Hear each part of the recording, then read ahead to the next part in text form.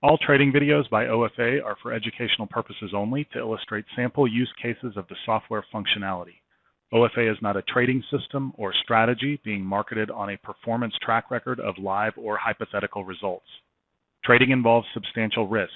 Please do not purchase or subscribe to OFA services without carefully reading the complete required disclaimers and terms and conditions located on the OFA website.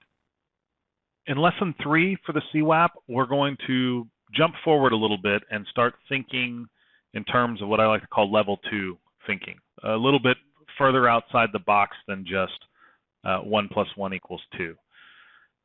In the example that we have in front of us, the chart that we're looking at, we can see that for the most part, you would assume this to be a range. We have a very clear highs and lows. We even have double, triple tops up here. We've got a top, a top, a top. We have some double bottoms that there was a breakdown. We have a clear low and a clear high. And generally, that's going to define a range. It's important that we understand that we can trend trade within a range if we have a large enough spread.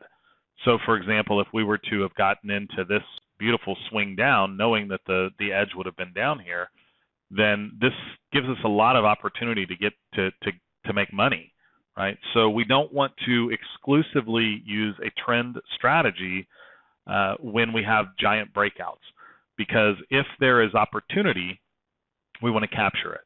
And that's why I always fall back on our saying that we're trying to figure out where the market's trying to go and how good of a job it's doing getting there. So if, for example, I was able to take advantage of getting into a long trade here off of a swing and trade that up to this high, I could assume that we might have difficulty getting through this high. And so I need to make sure that I'm capturing some reasonable spread from here to here. Right? The closer that we get to this high, the more cautious I need to be about putting on a trend-based trade. That way, I'm getting it in my head that I always need to look forward. I've always got to look at what I might get out of the trade just as much as what the downside of a trade is likely to be. So I'm going to show you some examples that are a little less than perfect. And the reason for that is because trading is always going to be a little less than perfect. You're going to have to identify events in the market, and you're going to have to make trading decisions. That's just part of it. And your ability to do that, sometimes you're going to do it perfectly, and sometimes we're going to get stopped out. And we all know that we're going to get stopped out, and the sooner that we accept that, the better off we'll be for it. The reason that we preach to you on every example that we need to be making a 2-to-1, 3-to-1, 4-to-1 return on our trade is that the math is very simple. The math is extremely simple. If you're making 2-to-1 on whatever you're risking, you only have to be right 1/3 of the time. Let that soak in for a minute. 1/3 of the time is all you need to be right if you're making 2-to-1 on what you're risking. So I can be wrong 66% of the time and still break even. That's a powerful place to be in. But it's important that I absorb that, because there are going to be times where I'm going to take 2 or 3 stops in a row, or I'm going to see what I think is a perfect setup and it doesn't work out and I get stopped out. And if that makes me feel that I can't go on and I can't put the next trade on because I got stopped out once or twice or 3 times or 6 times, then you are not cut out to be a trader. Best thing that you could do is grab that money that you have left in your trading account and go do something wonderful with it. If you can accept the fact that you're not always going to be right, and that all you need to do is play the probabilities, then you're meant to be a trader, and you can develop that skill.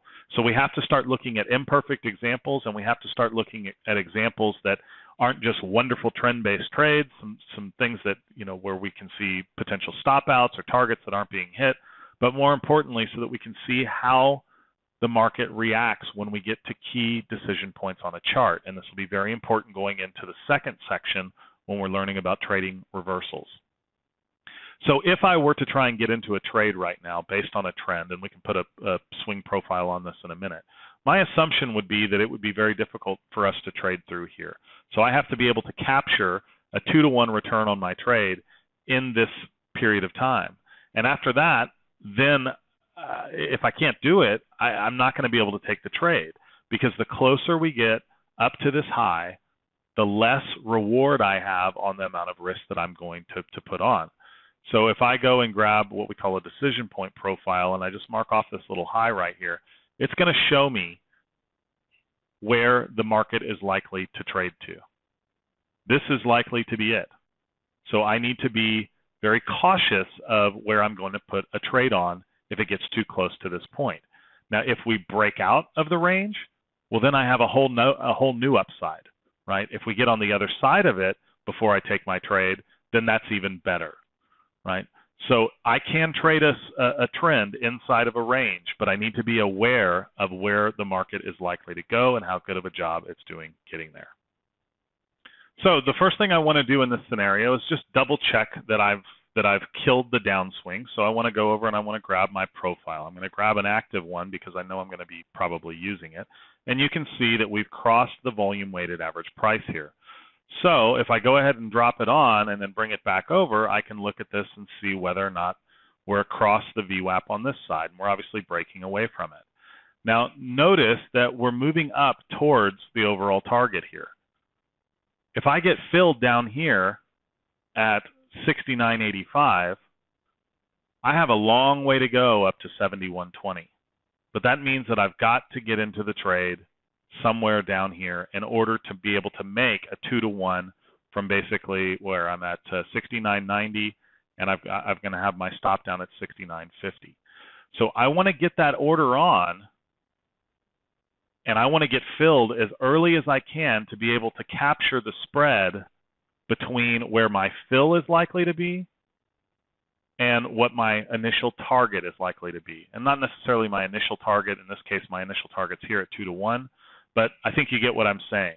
If I'm always watching and looking for where I'm likely to get a target, if the market stops up here, the closer that my entry gets to this, the less likely it is that I'm going to be able to put on a trade from here. Well, I'm still not filled on the trade, and look where we are. We've now come all the way up to the high. If we're holding the range and this is coming back down, this is not the trade that I want to take. I need to cancel this order once we've hit the logical target. If we've traded up to it, and that's where I would have taken profit on the trade, and I haven't been filled yet, I need to be aware of the fact that this trade is no longer valid. Now, note what's happening. See how we're breaking out? Well, now that we've broken out of the range, this is no longer in consideration.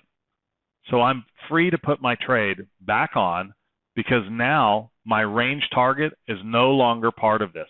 We have broken out of the range and we've now started a trend, and now I'm looking to get into the trade once again. So if your target is hit, you're going to cancel the trade. If your target is exceeded and a range turns into a trend, it now makes sense to play into it again. So we're filled on the trade at 70.60. We have a very small stop down below at 70.25. Now, as I said, I want to show you trades that don't end up being perfect. And part of the reason for that is that I want you to realize the significance of being able to take multiples of your risk to reward.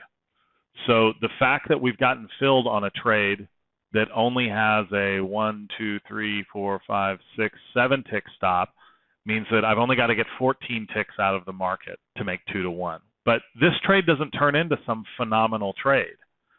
It really only gains a little bit of ground in the market.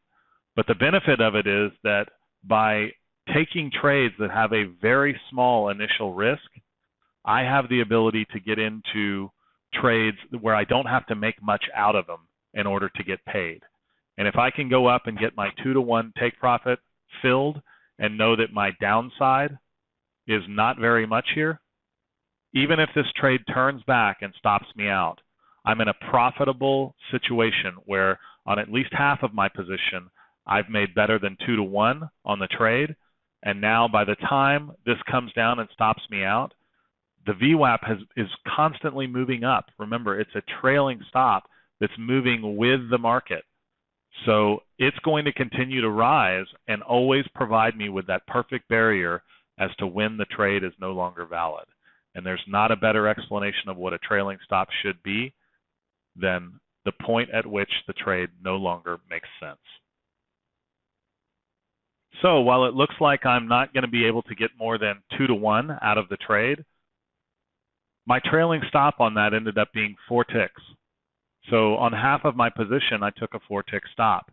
But I still ended up with a profitable trade because I was able to take profit on a very small initial stop. My initial risk was so small that I was able to capture a multiple out of it, even though the trade did not produce a giant, beautiful trend as we would have hoped.